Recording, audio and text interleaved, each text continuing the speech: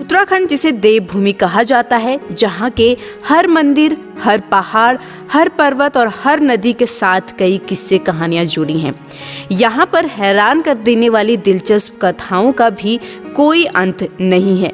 और अगर आप इतिहास में रुचि रखते हैं तो आप एक बार उत्तराखंड का अध्ययन ज़रूर करें, जहाँ आपको बहुत सी ऐसी बातें व जानकारी मिलेंगी जो शायद ही आपने कभी सुनी होंगी।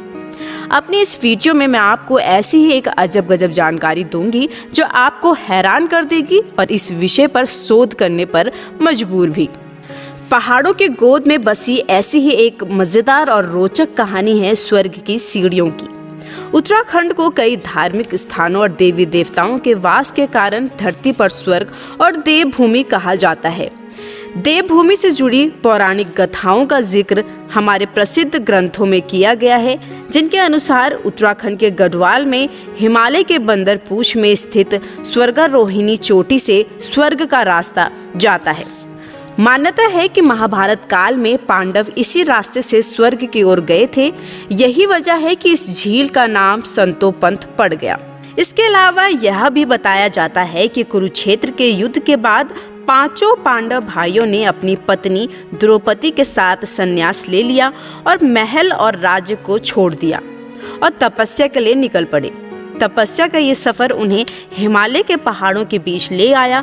इस रास्ते में आगे सभी को एक एक करके अपने कर्मों का फल मिलने लगा। कहा जाता है कि सबसे पहले द्रौपदी को उनके कर्मों का फल मिलते हुए मृत्यु प्राप्त हुई, क्योंकि उनका दोष था कि बाकियों के मुकाबले वह अर्जुन से ज़्यादा प्रेम करती थी। उनके साथ सहदेव, जिन्हें अपने ज्ञान पर बहुत घमंड था, लेकिन यहाँ जब इस यात्रा को जब वो पूरा ना कर पाए तो उन्हें भी मृत्यु का रास्ता मिला। इसके बाद नकुल और अर्जुन की मृत्यु हुई, जिसका कारण उनका अभिमान था। जिसके बाद भीम की बारी आई। उन्हें भी अपने लालच की भावना के कारण मृत्यु नसीब हुई। ये लंबी यात्रा पांडवों को हिमालय की गोद तक तो लेके गई, पर युधिष्ठिर को छोड़ एक एक कर सभी की मृत्यु हो गई। यह माना जाता है कि एक कुत्ते के भेष में छुपे धर्म के साथ युधिष्ठिर ने स्वर्ग की सीढ़ियां यहीं चढ़ी थी। बता दें कि पौराणिक मान्यताओं के अनुसार स्वर्गारोहिणी ही एकमात्र ऐसा मार्ग है जहां से मनुष्य मानव रूप में स्वर्ग तक पहुंच सकता है। स्वर्गारोहिणी की यात्रा बद्रीनाथ मंदिर के सामने बने अलकनंदा के पुल को पार करके मंदिर के सामने के रास्ते से अलकनंदा के किनारे किनारे शुरू होती है।